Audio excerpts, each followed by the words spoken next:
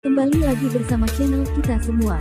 Jika Anda suka, jangan lupa komen, like dan subscribe, serta bila Anda berkenan, aktifin subtitlenya supaya ada tulisan teksnya. Kita langsung ke ceritanya. Perintah Kaisar Naga. Bab 48394840. Kekuatan surgawi biksu abadi saja tidak cukup untuk dikhawatirkan. Dev berkata dengan tenang. Shrio memandang Dev dengan kaget, dan berkata dengan tidak percaya, rekan Taois, apakah kamu membual tentang hal itu? Seorang biksu tingkat 3 alam Mahayana sebenarnya mengatakan bahwa kekuatan surgawi biksu abadi tidak cukup untuk dikhawatirkan, ini terlalu menyombongkan diri. Li Tua, apa yang kamu bicarakan omong kosong, bagaimana mungkin Tuan Chen menyombongkan diri? Kekuatan surgawi biksu abadi bahkan tidak membutuhkan Tuan Chen untuk mengambil tindakan. Hewan peliharaan kecil yang dia pelihara dapat mematahkan kekuatan surgawi. Tiwin berkata, apakah itu benar? Shrio mengerutkan kening, dia tidak bisa mempercayainya.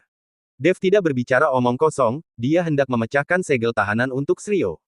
Nak, kamu tidak bisa terlalu ceroboh. Binatang penelan langit saya tidak keluar kapanpun kamu mau, tetapi dia hanya keluar kapanpun dia mau. Jika murka surga datang dan binatang penelan langit saya tidak keluar, dapatkah kamu menahannya sendiri? Raja Iblis Awan Merah bertanya. Ketika Dev mendengar ini, dia langsung menghentikan gerakannya dan ragu-ragu untuk sementara waktu. Tuan Chen, Li Tua ini tidak percaya, kamu bisa menunjukkannya padanya. Tiwin mendesak. Lagi pula aku tidak percaya. Kata Shrio. Lawan saja habis-habisan. Setelah Dev selesai berbicara, dia menekan telapak tangannya langsung ke tanah, dan segel tahanan itu muncul di jalan dalam sekejap. Garis merah yang sama mengalir dengan darah Shrio. Dev menggunakan metode yang sama untuk menghilangkan segel penjara di tubuh Shrio. Shrio hanya merasakan kekuatan di tubuhnya menghilang dalam sekejap, dan kemudian dia menyadari bahwa segel penjara di tubuhnya telah hilang. Ini benar-benar rusak, dan aku juga bebas. Shrio melompat dengan gembira, seperti anak kecil. Dia pikir dia akan terjebak di tempat ini selama sisa hidupnya, dan dia tidak menyangka akan keluar dari penjara ini. Baginya, ini adalah kesempatan besar. Terima kasih, Tuan Chen. Shrio dengan hormat memberi hormat kepada Dev. Tidak perlu terlalu sopan senior. Aku memberimu kebebasan, dan Anda akan melayani saya selama 300 tahun, yang merupakan pertukaran yang setara. Dev berkata.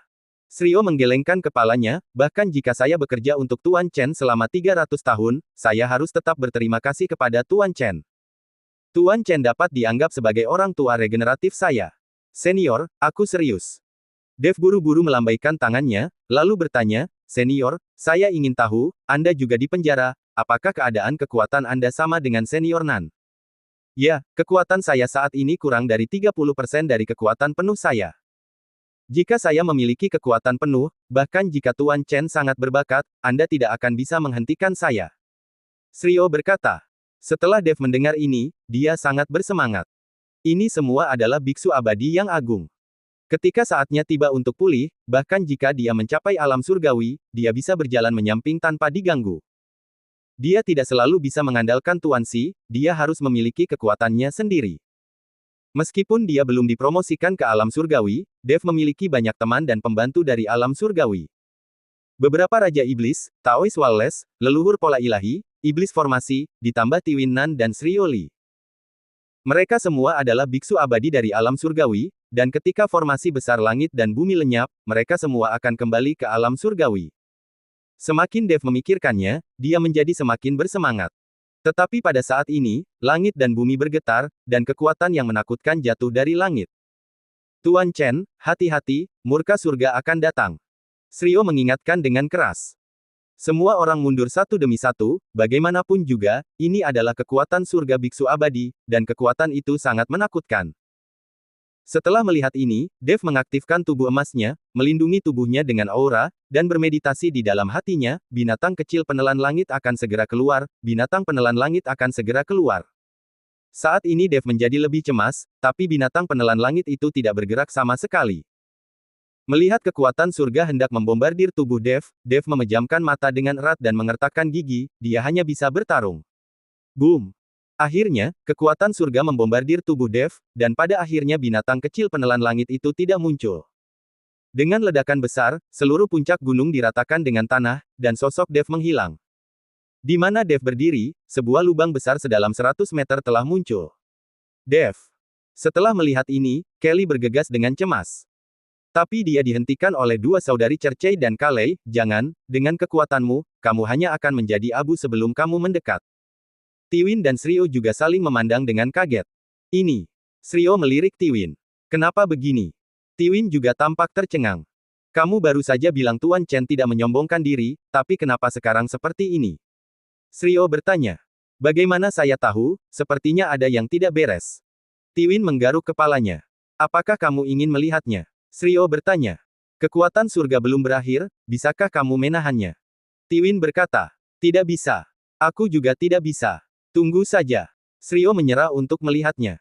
Pada saat ini, tiba-tiba sebuah nyanyian naga terdengar, dan kemudian cahaya keemasan muncul di lubang sedalam 100 meter. Terlihat lonceng emas perlahan melayang dari lubang yang dalam.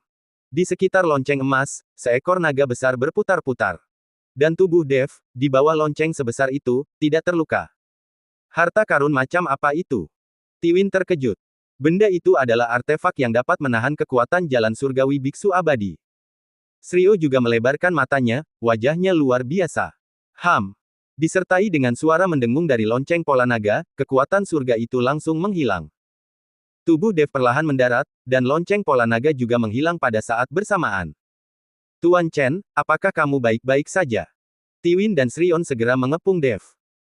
Kekuatan surga biksu abadi tidak cukup untuk dikhawatirkan. Dev tampak tenang dan berkata enteng. Tapi tidak ada yang memperhatikan bahwa kaki Dev gemetar saat ini. Jika bukan karena saat-saat terakhir, Dev mengeluarkan lonceng pola naga, dia akan takut mungkin tanpa lonceng itu dia sudah musnah sejak lama. Tuan Chen, saya masih meremehkan kekuatan Anda. Anda benar-benar memiliki artefak seperti itu di tubuh Anda. Jika kamu mengeluarkannya, aku tidak akan menjadi lawanmu sama sekali. Shiryu berkata dengan sangat serius. Dev tersenyum, saya masih memiliki banyak barang semacam ini di cincin penyimpanan saya. Ini bukan yang terkuat. Mendengarkan kata-kata Dev, Shiryu tidak berani mengatakan apa-apa lagi. Pada saat ini, dia tidak berani mengatakan bahwa Dev sedang membual. Bagaimanapun, orang ini sangat luar biasa. Saya memiliki sedikit batu roh peri di sini. Anda dapat menggunakannya terlebih dahulu untuk memulihkan kekuatan Anda. Meskipun tidak dapat membantu Anda kembali ke puncak kekuatan Anda, minimal tidak akan mengurangi kekuatan Anda. Dev dengan santai mengeluarkan tas penyimpanan dan melemparkannya ke Shiryu. Shiryu mengambil batu roh peri dan berkata dengan malu, Tuan Chen, Anda membantu saya keluar dari masalah dan memberikan saya sumber daya. Bagaimana aku bisa membalasmu? Jika Anda ingin membalas saya, akan ada peluang. Saya telah menyinggung orang-orang di 10 istana, jadi Anda akan membantu saya di masa depan. Dev berkata, 10 istana. Shiryu terkejut, istana yang diciptakan oleh ras Protoss yang mengaku lebih unggul dalam darah. Ya, kamu juga tahu. Dev bertanya. Tentu saja, orang-orang dari istana itu sangat sombong dan arogan. Keberadaan mereka berada di alam surgawi, tidak banyak orang yang menyukai orang-orang ini. Shiryu berkata, Senior, apakah kamu pernah berurusan dengan orang-orang dari 10 istana? Dev berkata dengan rasa ingin tahu. Saya pernah bertarung, saya pernah membandingkan ilmu pedang dengan salah satu penguasa dari istana, tapi pada akhirnya saya kalah. Shiryu berkata, penguasa dari istana keberapa? Dev terkejut. Anda harus tahu bahwa ketika Shiryu berada di puncaknya, dia pasti sangat luar biasa, tetapi Dev tidak menyangka Shiryu akan kalah dari penguasa istana. Dengan cara ini, kekuatan 10 istana ini sungguh luar biasa. Penguasa dari istana ketiga. Kata Shiryu. Tidak masalah. Dev menghela nafas panjang. Setelah penguasa istana ketiga, masih banyak penguasa istana seperti keempat, kelima, keenam, ketujuh, dan kedelapan. Seharusnya tidak ada bahaya untuk saat ini. Lagi pula, tidak mungkin bagi 10 istana untuk mengirim 3 penguasa istana untuk menangani dirinya sendiri sekaligus. Bersambung.